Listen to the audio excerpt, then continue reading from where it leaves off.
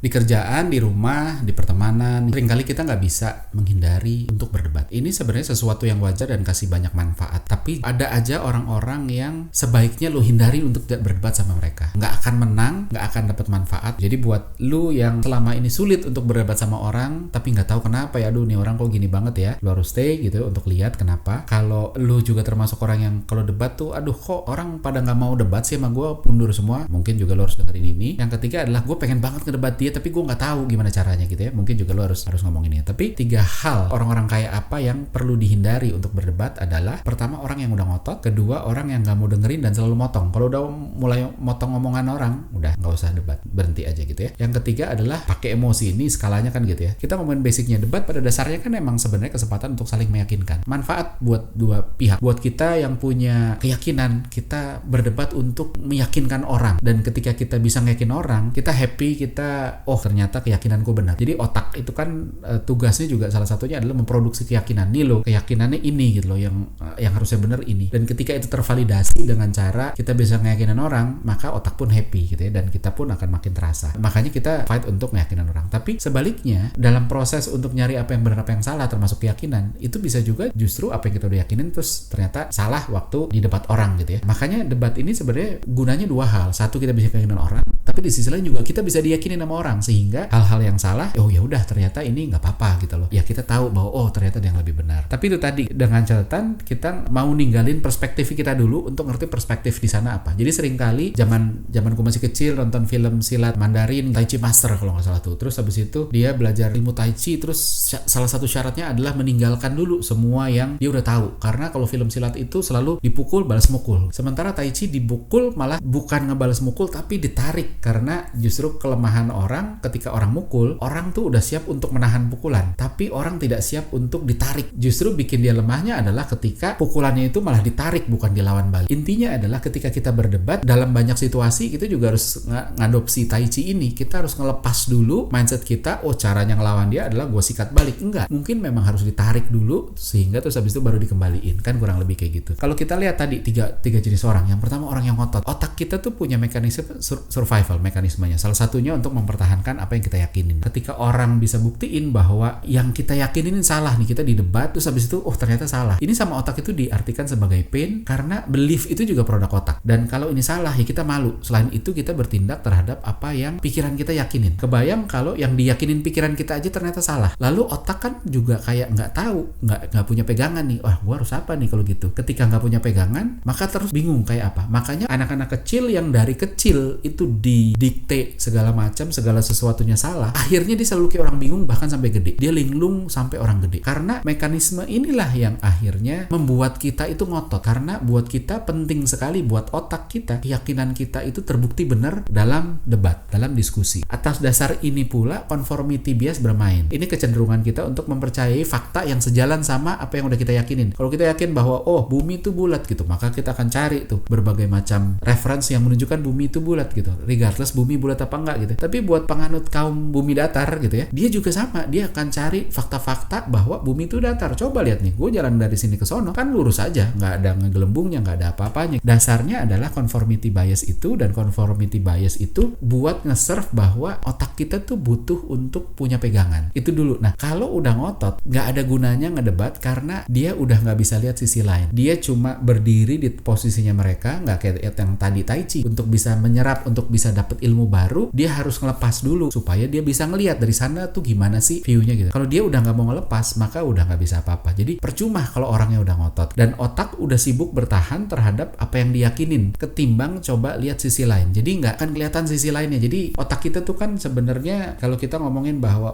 gue bakal kaya nih 5 tahun lagi, maka otak bisa cari dalam waktu singkat, dalam waktu 1 menit, otak bisa cari puluhan alasan kenapa gue akan jauh lebih kaya dalam waktu 5 tahun. Karir gue bagus, investasi gue mulai menunjukkan hasil. Tapi sama, orang yang sama, otak yang sama, terus kita berpikir dalam 5 tahun lagi ekonomi gue kayaknya akan sulit deh. Nah, dikasih waktu 1 menit, otak pun juga akan cari pembenaran bahwa gue boros, ekonomi lagi nggak menentu, perusahaan tempat gue kerja misalnya masih belum jelas, atau apapun itu gitu ya. Jadi kita sama-sama, otak ini kan orang bilang dia a good servant but a lousy master. Jadi dia adalah pelayan yang baik. Kalau kita suruh gue pengen ini, lu cari ini, dia bisa cari. Tapi dia bukan master yang jago dalam arti gue mau berpikirnya arahnya ke sana dong. Nah, dia nggak come up dengan itu. Jadi itu yang membuat ngotot itu berbahaya. Ngotot itu membuat kita akhirnya ya tadi cari pembenaran-pembenaran yang sejalan sama apa yang kita udah lakuin. Yang kedua adalah motong omongan gitu. Ini level selanjutnya dari ngotot. Bukan cuma sekedar maksa argumentasi, tapi bahkan dia udah goalnya matahin argumentasi kita dengan cara apapun, termasuk cara-cara yang sebenarnya aduh ini kok nggak make sense. Dia udah nggak mau dengar gitu. Ketika nanyanya coba buat confirm. Coba bener nggak ini apa itu? Nah, udah kalau kayak gitu. Ketika dijawab sesuai ekspektasi, dia langsung bilang tuh kan bener, gue bilang juga apa gitu. Padahal gue baru ngomong pembukanya, belum selesai gitu. Ngomongnya masih panjang, baru satu kalimat udah dipotong. Ketika kita ngomongnya berbeda, dia pun nggak mau dengerin karena dia merasa bahwa gue mau ngarahin dia ke kiri, terus abis itu kok dia ngomongnya kok ke kanan. Terus dia ngerasa wah ini sebelum ke kanannya kejauhan gue potong duluan. Enggak, ini kan kalau ini nah selalu begitu. Jadi bahkan sampai adu kuat suara, orang lagi ngomong dipotong dengan lebih keras, sononya nggak mau berhenti, terus aja ngotot gitu. Dan itu bahaya banget, dia nggak mau berhenti apapun yang terjadi. Ini bukti paling eksplisit bahwa dia nggak mau dengerin. Dan orang-orang kayak gini udahlah, menang juga lo nggak akan dapet apa-apa. Di luar kemungkinan untuk menang juga sulit, kalah pun juga lo sebenarnya nggak kalah apapun juga gitu. Jadi ya udahlah, nggak usah diurusin gitu. Jadi dilawan nggak ada gunanya, tinggalin aja. Yang ketiga adalah bawa emosi. Nah ini penting gitu ya. Tandanya apa? Suaranya mulai mengeras, nadanya meninggi. Kita harus sadar logiknya gini, emosional itu sulit banget bisa jalan bareng sama rasional. Karena emosional dan rasional itu beda produk. Emosional itu produknya subconscious, autopilot, terjadi begitu aja. Kita tidak punya kontrol penuh terhadap autopilot. Contoh misalnya kita ngetik di WhatsApp kan cepet,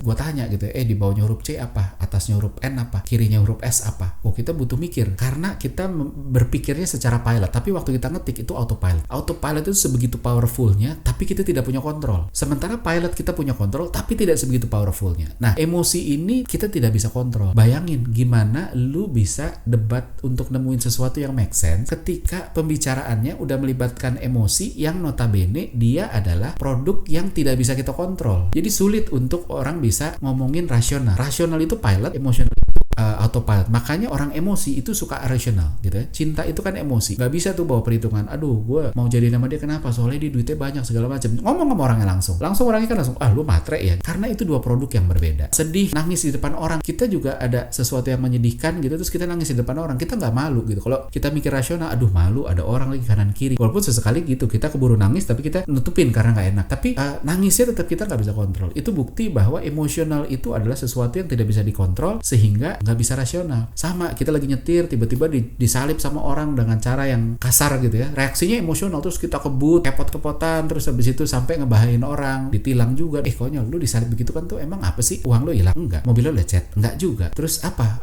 Lu luka? Enggak juga. Terus ngapain terus habis itu lu kebut-kebutan yang membuat lu jadi kemungkinan hilang duit karena ditilang, kemungkinan celaka juga, kemungkinan dipenjara juga kalau nabrak orang, itu karena emosional gitu. Sementara itu tadi sayangnya autopilot itu selalu lebih kuat daripada pilot gitu. Jadi pada akhirnya logika tuh selalu kalah. That's why makanya ketika emosi udah bermain, maka sulit sekali untuk diskusi tuh bisa dibawa ke rasional. Jadi kalau udah banget diskusi sama orang-orang yang udah bawa emosi, udahlah tinggalin aja. Pertanyaannya adalah kenapa orang bisa ngotot? Bener ada ego di sana gitu, tapi ini soal apa? Kalau dicari lebih dasarnya lagi, ego muncul karena apa sih gitu. Salah satu yang sering adalah, ini kalau orang tahu bakal malu sendiri sebenarnya, tapi ada yang namanya Dunning-Kruger effect. Satu teori yang menyatakan bahwa tingkat fanatisme seseorang atau tingkat confidence level seseorang itu bergantung sama pengetahuannya. Tapi kalau kita berpikir, makin pinter itu makin pede, enggak. Awalnya itu kurvanya itu bentuknya bawah, naik, ini pede levelnya ya, naik, terus habis itu dia turun lagi, terus dia mulai naik lagi gitu ya. Jadi di awal ketika kita nggak tahu apa-apa, kita mungkin nggak pede. Aduh, gue nggak tahu apa-apa nih, gue nggak pede. Terus habis itu kita belajar satu hal, kita mulai tahu, pedenya naik gitu ya, pedenya selangit karena kita ngerasa bahwa gue sekarang udah tahu. Padahal tahunya baru sedikit. Kita udah langsung pedenya selangit, fanatismenya pol. Makanya orang-orang garis keras itu biasanya cetek, biasanya nggak jauh dari level ini gitu ya. Mereka keras banget karena mereka cuma tahu sedikit gitu ya. Tadinya nggak tahu terus jadi sekarang tahu sedikit terus ngerasa udah tahu banyak. Sama kayak orang baru bisa sesuatu, misalnya baru bisa main golf, diomongin terus kemana-mana main golf, terus gaya-gaya lagi nganggur dikit, gaya-gaya kayak lagi main golf. Sayangnya banyak yang berhentinya di sini, dia berhenti belajar ketika dia udah level sini. Padahal ya tadi orang-orangnya jadi ngotot gitu. Padahal kalau dia lanjutin, dia belajar lagi, maka dia dapat ilmu lebih banyak lagi dan pelan-pelan PD-nya mulai turun. Karena setiap ada sesuatu yang baru yang dia dapat, yang awalnya tadinya dia pede, lama-lama bikin dia nggak pede karena dia mulai mikir, kok ternyata ada yang gue belum tahu ya, kok ada lagi yang gue belum tahu ya, kok ada lagi ya, sehingga yang tadinya dia mikir gue nih paling ngerti, pelan-pelan mulai, aduh jangan-jangan masih banyak lagi nih yang gue belum tahu, dan di situ yang membuat PD-nya mulai turun. Jadi hati-hati, orang yang ngotot itu justru seringkali orang yang ilmunya cetek. Kalau enggak, dia biasanya relatif turun. Kalau orangnya belajar, dia relatif turun. Nah ini lanjut terus gitu ya, dia belajar terus gitu sampai PD-nya bahkan sampai di bawah. Makin dia belajar terus, makin tahu dia turun terus. Istilahnya ini kayak ditamparin sama buku. Kalau kita belajar di buku ya, kenapa? Karena setiap baca buku, kok ada lagi yang gue nggak tahu, kok ada lagi yang nggak gue tahu, ada lagi yang nggak gue tahu. Itu di satu sisi kasih gue sesuatu untuk supaya gue lebih tahu, di sisi lain membuka wawasan bahwa lu tuh nggak tahu semua, banyak yang lu belum tahu nih, gue kasih tahu lagi nih yang lu belum tahu, kan kurang lebih gitu. Dan itu narik PD-nya sampai benar-benar ke bawah. Nah sampai pelan-pelan dia mulai nguasain materi itu dan pelan-pelan PD-nya mulai naik lagi, tapi itu pun tidak pernah lebih tinggi dibanding ketika dia tahu sedikit. Jadi kalau ngomongin orang ngotot, seringkali orang ngotot itu justru orang-orang yang kemampuannya nggak gitu-gitu banget. Gimana caranya supaya kita nggak gitu? Yang pertama adalah kesadaran bahwa kita itu melihat dunia bukan as is, tapi as we are. We see the world not as is but as we are. Jadi lu lihat sesuatu bukan karena fakta apa adanya, tapi lebih karena ada subjective filter kita yang bermain. Bisa gara-gara ego, bisa gara-gara